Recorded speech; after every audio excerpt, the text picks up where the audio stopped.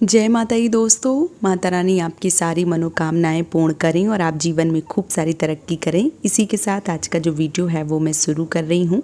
दोस्तों आज के वीडियो में मैं बात करने वाली हूँ हरतालिका तीज या तीजा व्रत के बारे में।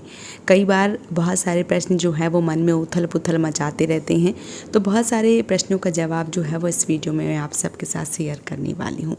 बात करने वाली हूँ गर्भावस्था से जुड़ी हुई, या जो गर्भवती महिलाएं हैं, जो भी माताएं बहनें गर्भावस्था में हैं, उनको किस प्रकार से व्रत करना चाहिए, व्रत करें या ना करें। दूसरी सबसे महत्वपूर्ण बात कि वो शिवलिंग को टच कर सकती हैं, छू सकती हैं या नहीं छू सकती हैं। इसके बाद जैसे मंदिर जो है वो जाना चाहिए या नहीं जाना चाहिए, घर पे पूजा करना चाहिए, जो मंदिर है वो हम क्यों नहीं जा सकते हैं, शिवलिंग की पूजा जो है वो हमें किस प्रकार से करनी चाहिए, इन संपूर्ण प्रश्नों का जवाब जो है वो इस वीडियो में आप सबको मिलने वाला है।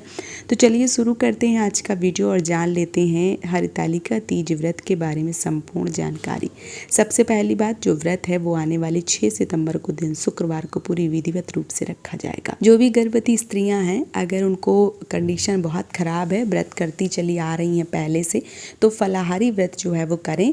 और अगर आपकी स्थिति बहुत ज़्यादा ख़राब है, बहुत ज़्यादा वॉमिटिंग मतलब उल्टी वगैरह हो रही है, तबीयत बहुत ज़्यादा ख़राब है, आपसे नहीं हो पा रहा है, तो फिर आपको व्रत नहीं रखना चाहिए। अगली साल जब आपका बच्चा बाहर आ जाए तो आप इस व्रत को कर सकती हैं। वैसे ये जल्दी जल्दी व्रत नहीं छोड़ा जाता है, लेकिन जान है तो जान है। अगर आपकी कंडीशन बहुत ख़राब है तो आप इस व्रत को यहीं पे छोड़ के और अगली साल इस व्रत को उठा सकती हैं। लेकिन अगर आपकी स्थिति जो है वो ठीक है, आप व्रत कर सकती हैं, मतलब कोई दिक्कत नहीं है, तो ऐसे में आपको व्रत नहीं छोड़ना है, आपको फलाहारी व्रत करना चाहिए। फिर भले ही आप 2 बार फलाहारी करें या 1 बार करें, अपने लिए नहीं लेकिन अपने बच्चे के लिए आपको फलाहारी व्रत जो है वो करना चाहिए। क्योंकि अगर आप ऐसे में फलाहारी व्रत नहीं करेंगे तो आपके ऊपर दोष लगेगा, क्योंकि उस मासूम बच्चे की कोई गलती नहीं है जिसे आप व्रत रख के गलती कर रही हैं। इसलिए आपको फलाहारी व्रत जो है वो रखना चाहिए और अगली बार जब आप व्रत करेंगी तो निराहार होकर व्रत जो है वो करेंगी। तो ये हो गया। अब इसके बाद जो भी माताएं बहनें पहली बार इस व्रत को उठा रही हैं और गर्भावस्था के दौरान है, तो ऐसी बहनों को इस वर्ष ये व्रत नहीं उठाना चाहिए, क्योंकि क्रिटिकल कंडीशन होती है, बहुत ज़्यादा परेशानी होती है व्रत में, और फिर व्रत जो है वो अधूरा रह जाता है, तो फिर आपके भी मन को ठेस पहुँचती है और ये सब चीज़ें ठीक नहीं रहती हैं। ऐसे में व्रत जो है वो आप बिल्कुल भी धारण ना करें। अगली साल आप इस व्रत को उठाएं, अभी इस व्रत को धारण नहीं करें।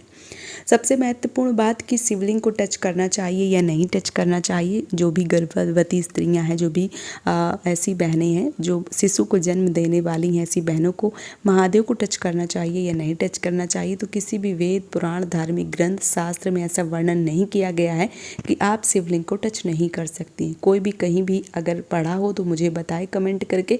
ऐसे कहीं भी नहीं दिया गया है कि गर्भवती स्त्री शिवलिंग को टच ना करे, बल्कि अगर आप शिवलिंग की पूजा करते हैं, शिवलिंग को टच करते हैं, शिवलिंग की पूजा पाठ विधि विधान से करते हैं, तो आपके होने वाले बच्चे के जीवन में खुशियाँ और खुशियाँ आती हैं। इसलिए आपको शिवलिंग की पूजा जो है वो ज़रूर करना चाहिए। अब बहुत सारी बहनें ये भी प्रश्न करती हैं कि दीदी मेरा आखिरी महीना चल रहा है या मेरा 7वां महीना चल रहा है, मेरा 6वां महीना चल रहा है, हमें पूजा जो है वो मंदिर में करनी चाहिए, घर में करनी चाहिए, क्या करना चाहिए, कैसे करना चाहिए। तो यहाँ पर बोलना चाहूँगी कि 6 महीने तक, मतलब अगर आपका 6वां महीना चल रहा है तब तक आपको अपने मंदिर में जाके पूजा जो है वो कर सकते हैं। कोई दिक्कत कोई परेशानी जो है वो नहीं है। लेकिन 6 महीने पूरे हो जाने के बाद में आपको मंदिर में नहीं जाना चाहिए, महादेव के मंदिर में नहीं, किसी भी मंदिर में नहीं जाना चाहिए। अपने घर की दहली नाप कर कहीं भी पूजा करने नहीं जाना चाहिए। घर में ही आप, जैसे अभी हरतालिका तीज आ गई या जो भी अन्य व्रत आएंगे, जिन भी देवी की पूजा होती है, आप घर पर उनकी स्थापना करें, कलश स्थापना करें, विधिवत रूप से घर में पूजा करें। लेकिन देहरी नाग के मंदिर में पूजा करने की आवश्यकता आपको नहीं होती है अगर आपको 7वां महीना लग जाता है तब।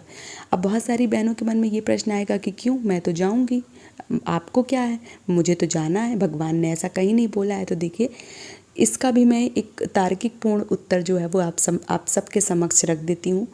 कई बार क्या होता है कि बच्चे समय से पहले ही आ जाते हैं। कई बच्चे 7वें महीने में, आपने सुना होगा कि वो 7वें महीने में बच्चा पैदा हुआ था, 8वें महीने में हुआ था।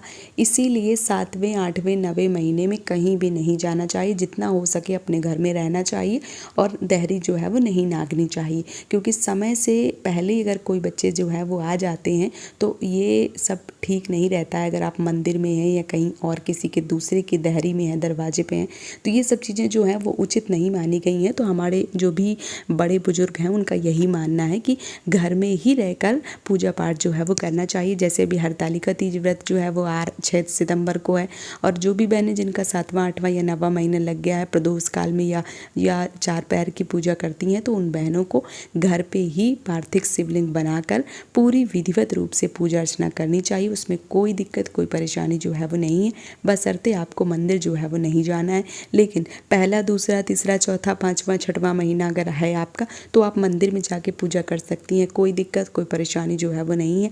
लेकिन 6 महीने हो जाने के बाद में आपको किसी भी मंदिर में जाने की आवश्यकता नहीं होती है। इस बात का आपको विशेष रूप से ध्यान जो है वो रखना चाहिए।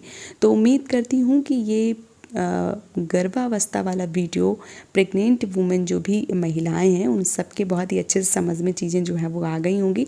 अगर आपके मन में कोई भी प्रश्न है तो आप मुझे कमेंट में ज़रूर पूछिए, और अगर वीडियो पसंद आया है तो आप मुझे सपोर्ट ज़रूर करें इस चैनल को सब्सक्राइब करके। आज का वीडियो यहीं पे समाप्त कर रही हूँ दोस्तों। जय माता दी।